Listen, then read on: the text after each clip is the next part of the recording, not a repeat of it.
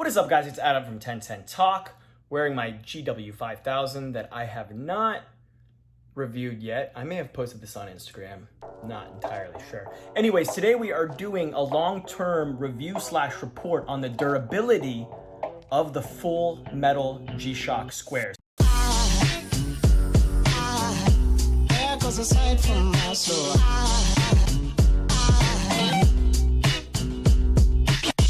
Now, we did a 6-month review with Aiste's gold full metal G. Hers gets daily wear, probably 95 to 96% of the time she's wearing hers. So hers is going to be a true representation of the type of wear that you'll see from normal use, going to bars, going in the shower even, going to the pool, going to the beach, going on vacation.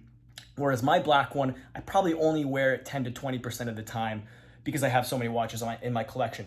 Anyways, I'm dropping a link to her 6-month review, but let's roll the footage and I'll talk through some of the things that I've noticed between the two watches. So I wanted to start off this video with some really harsh artificial white light to really capture the imperfections and the scratches that are on these pieces. So let's start off with the Goldtone one, Aiste's daily wear basically for the last 9 or 10 months. So right out the get-go, it's pretty obvious where the scratches along the bezel are. So you can see here all across between basically 9 o'clock, 10 o'clock, 11 o'clock, you can see some light scratching here on the brushed bezel. It's really not that bad in person. I'm really trying to show off the flaws with this artificial light here. Just so you guys know what the typical wear and tear is going to look like. And then you can see some sort of slightly rougher scratching here at the top, which is pretty normal, I think, for any watch.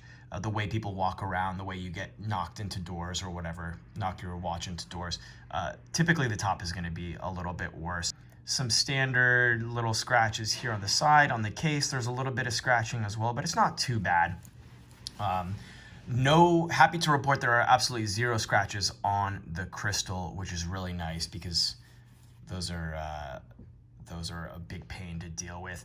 But overall, you know, there are definitely some scratches here. One thing that I do want to note, which is kind of interesting, is the what I mentioned in the thumbnail. There is a distinct difference between the case and the bracelet now. Now, of course, I know the bracelet is brushed, so it's going to look a little bit different from the case, but I think this is pretty good lighting actually to capture this. The bracelet has developed sort of this interesting, warm, coppery, almost rosy patina compared to the case. Now, it's not in your face, but if you take a look at the watch and have it in your hands, it's definitely noticeable. So I think it's kind of interesting that this brushed portion, presumably they're using the exact same type of IP coating, but the brushed portion has patinaed differently than this shiny, lustrous case has. So that's one thing to note for sure if you are looking into the gold version, because the black ion plated version that I have does not showcase this type of two-tone difference. Now, there's nothing really crazy to showcase here on my black one. I don't wear this daily. This probably gets 5 to 10% of the wrist time that this gold ion plated one does. But you can see my bezel for the most part is much crisper. Not really any light scratches the way that this gold one has gotten. Unfortunately, I do have this one really ugly gouge right here at the top. I have no idea how this happened actually. And then a little bit of scratching here at the top where you can see some of the exposed steel.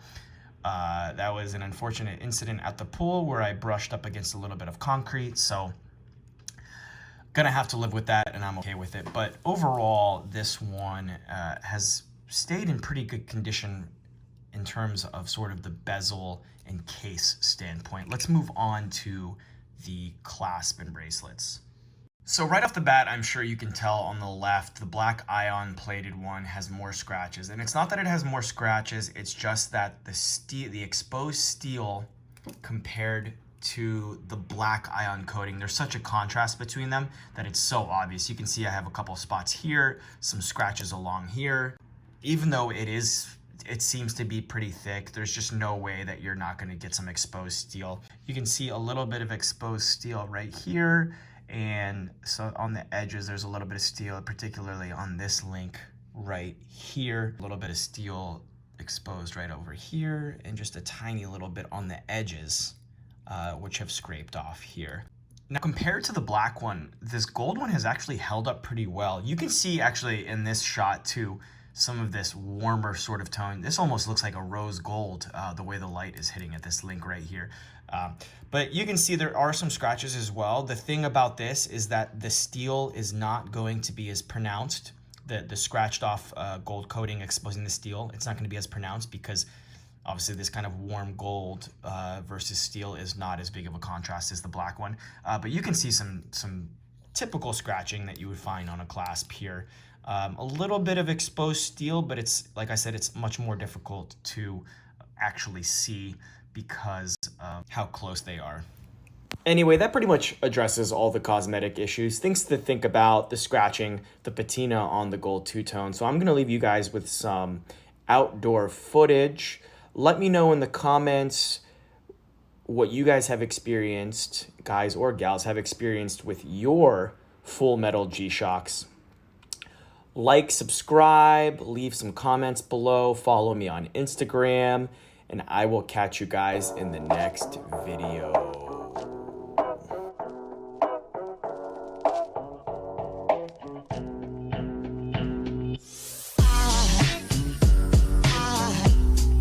Aside from my soul.